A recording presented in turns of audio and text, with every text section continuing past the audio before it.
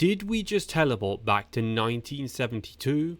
Are flared jeans and rotary phones making a comeback? Because somehow, Eddie Merckx, yes that Eddie Merckx, has stepped out of the misty legends of cycling's past, squinted at the modern peloton, and said, brace yourselves, quote, they should try for it. In the year of 2025, during his 80th birthday festivities, the Belgian cycling oracle sat down with Lassoir, that's L-SOIR,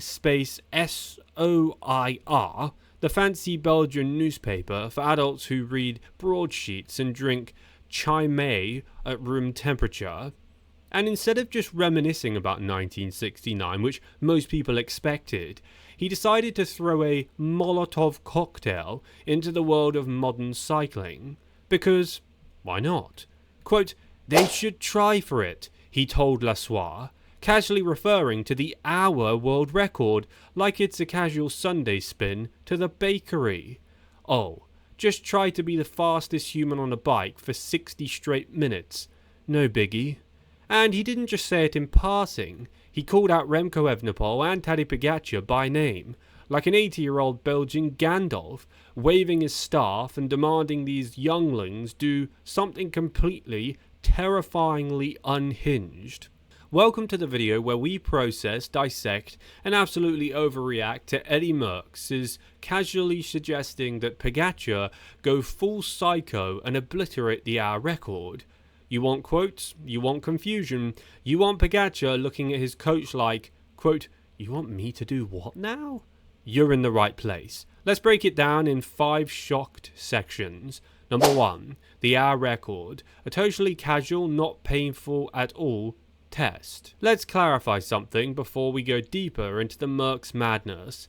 The hour record is not a fun little challenge. It's not like deciding to do a coffee ride and accidentally climbing Alpe d'Huez.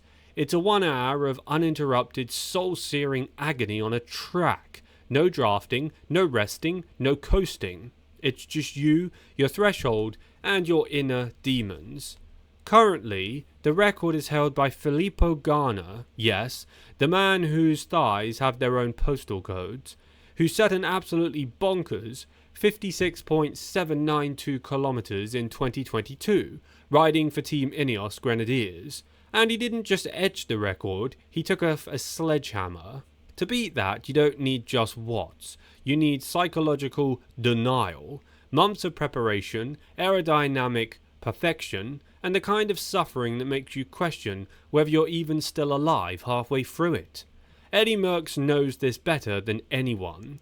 In October of 1972, back when dinosaurs roamed and helmets were optional, Merckx set his own hour record of 49.431 kilometers in Mexico City.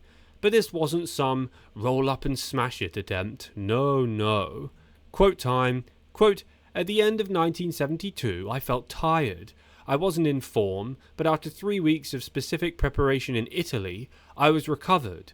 We crossed the Atlantic to Mexico, and it all worked out well. But I suffered a lot. After that effort, I could barely walk for a week. Eddie Merckx. Yes, he could barely walk for a week. That's what Eddie wants Remco and Pogačar to do. You know, just a little suffering, nothing major, maybe lose all sensation in your legs and see God during the final 5 minutes. Totally fine. 2. Pogačar, Mr. Tour meets Mr. Track. Let's just sit back and imagine Tadej Pogačar, a Tour de France winner, a Giro d'Italia giggler, and a Slovenian cycling overlord on a velodrome. No Alps, no cobbles, no fans throwing flares in his face, just a bored track and a ticking clock. If your reaction to that idea was, wait, why would he do that? Congratulations, you're not insane and we agree with you. Because while Tadej has flirted with literally everything, from monuments, grand tours and world championships, to time trials, mountain sprints, pre-race waffles, the hour record is a whole different beast to all of this. It's not glamorous, it doesn't end in Paris, and there's no one to attack with 15k's to go and giggle about it afterwards. But Eddie Merckx isn't convinced that matters. Quote, My career would not be complete without the record. Eddie Merckx. Oof, that's pressure.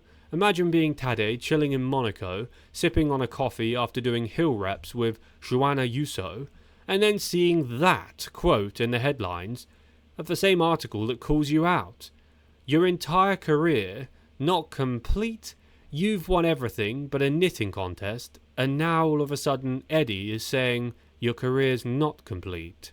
But Eddie's serious. He truly does believe Pogačar could annihilate even Filippo Ganna's current record. Not beat it by 10 metres, not squeak by, but annihilate. As in, leave it in a smouldering ruin like a post-stage interview with Vingegaard. Let that sink in. The man who revolutionised suffering thinks Tadej Pogačar hasn't suffered enough. Maybe because he smiles too much. Maybe because he still has functioning knees. Maybe because Merckx misses the old days when cycling was basically 8 hours of trauma and half the peloton smoked. 3. Remco Evenepoel, Eddie's Belgian heir, apparently. Of course, Merckx didn't just fire shots at Pogačar, oh no. He also dropped a name much closer to home.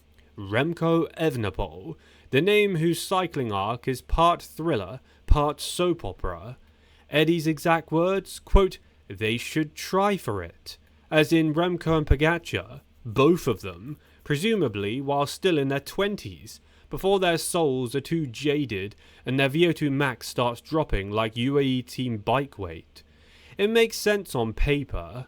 Remco has the FTP of a fire-breathing Tesla, an obsession with precision, and has spent at least 73% of his professional life on a TT bike.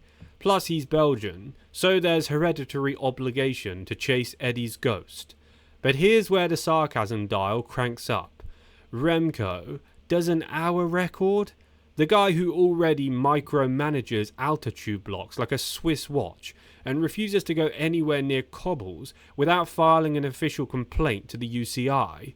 Sure, let's put him in a pain cave for 60 uninterrupted minutes and hope his ego and legs don't explode simultaneously.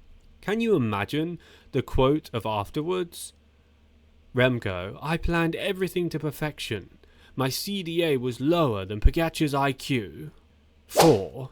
Why is Eddie being interviewed anyway? Now, a very real question must be asked here. Why is Eddie Merckx doing media interviews in 2025? And who's actually listening? Simple, he just turned 80, which is honestly terrifying because it means the man who once won 54% of every race he entered has now lived long enough to see Tadej Pogačar do wheelies on cobbles in pink socks. The Belgian media naturally wheeled Eddie out for his birthday bike tour like some living national treasure, sort of like the Mona Lisa, but more judgmental and likely to criticize your cadence.